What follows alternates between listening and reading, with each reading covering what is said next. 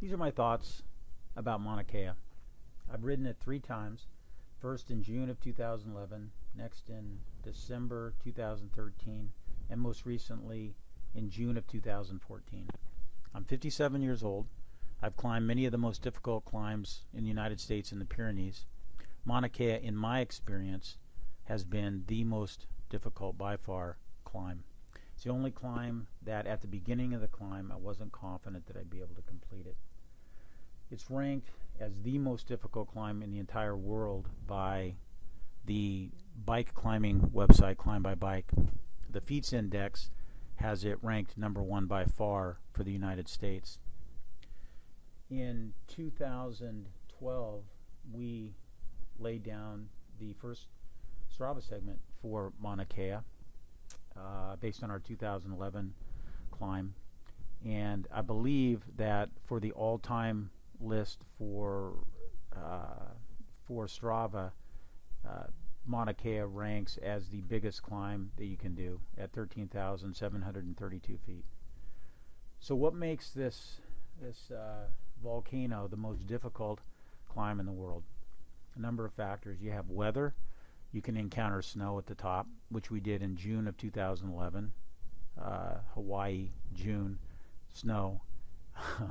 Didn't affect the ride, but we were affected by snow in December of 2013. We got snowed on, and there was snow on the ground as we ascended Mauna Kea. We completed it, but it's a challenge getting through the cold and the wind and the effects of the snow.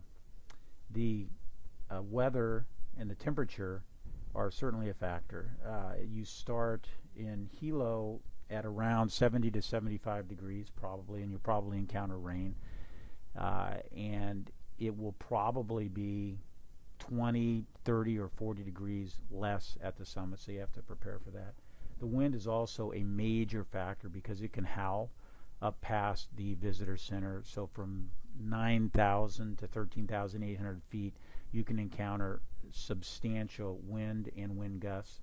They even have special signs past the visitor center that have holes in them so that they don't get blown over by the wind. The steepness along the last 14 miles from the turnoff at Highway 200 Saddle Road and up Mauna Kea Access Road can be very, very steep. They approach a 10% average grade over that stretch, and frequently approach and exceed 15%. And at altitude, that makes it very challenging. The altitude is also a major factor. We lose about 3% of our oxygen as we climb every 1,000 feet. So if we're at 12 to 13,000 feet, we have about 60 to 65% of the available oxygen that we had at sea level. So that's a factor. And then finally, you have the gravel and sand portion, 4.7 miles between the visitor center and about the 39-mile mark. That is very challenging. You have to have a mountain bike. I believe that people have tried to ride that on road bikes and maybe succeeded. If they did, that's an extraordinary accomplishment, but strongly recommended is a road or a mountain bike for that stretch. And those can be rented at the Bike Works in Kona. But that 4.7 miles, very difficult. Your tire slips out on the switchbacks, which are even steeper. The rear tire can slip down, and you can lose traction and even fall. The altitude is you're at about elevation 9,000 to 11,000 during that stretch, and just pushing on those pedals and having your tire spin out is a real challenge. But when you make it to the top, it is an extraordinary accomplishment that you experience.